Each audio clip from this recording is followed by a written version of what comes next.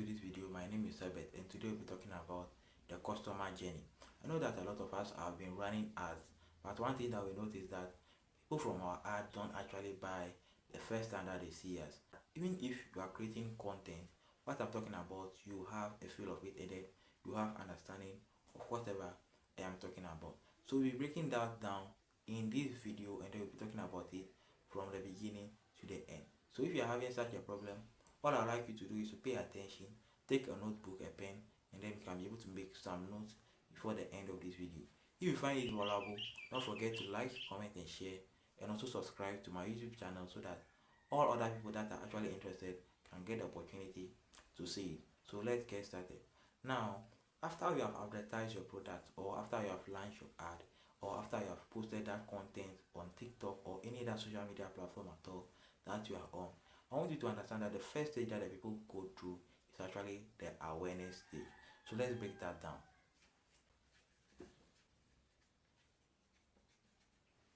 Now, at this awareness stage, what happens is that the people know you, they have seen you, right?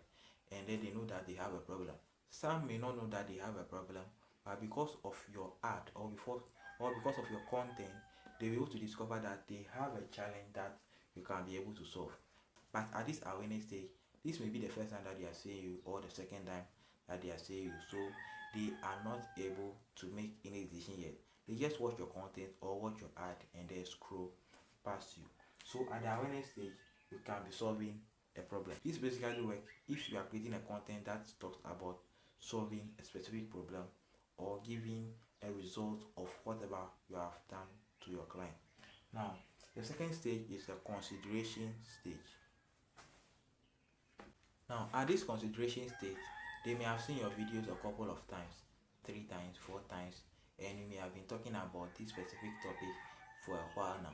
But that one still they will not talk because they are just seeing you and may not have that trust in you. So this is what happens. So in the consideration stage, they may be the second time or the third time that they are seeing you, and then what you are saying may resonate with the problem that they having at that specific time. So they may consider you as somebody that has knowledge about that topic. So they will consider your knowledge, right? Knowledge at this stage. Now, after considering your knowledge, that's not all. They may still not click on your ad, or even if they click on your ad at this stage, they may still not buy. The third stage is the trust building stage.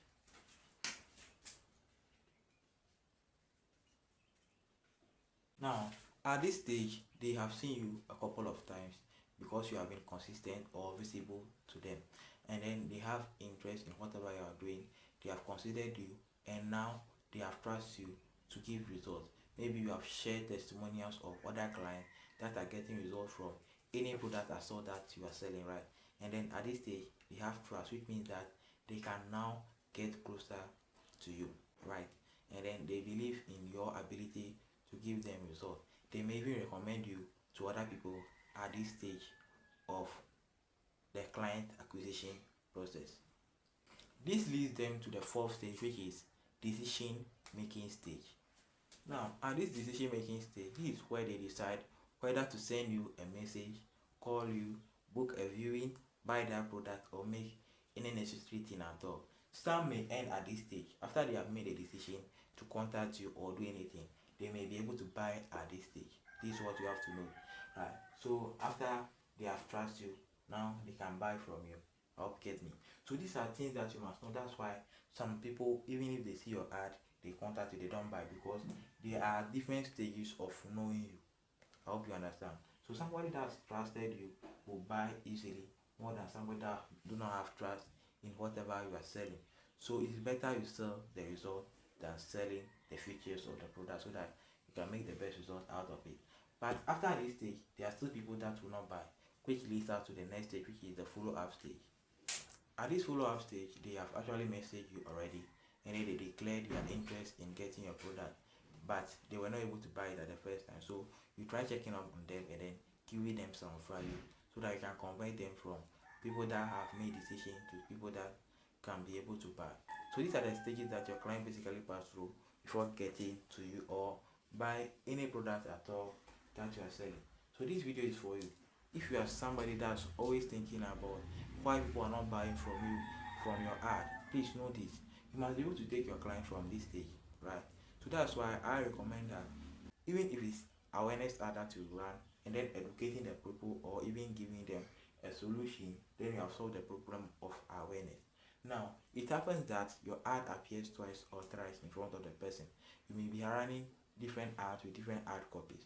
If you do that, or you're creating different content, if you do that, then you can be able to reach the consideration and the building trust process, right?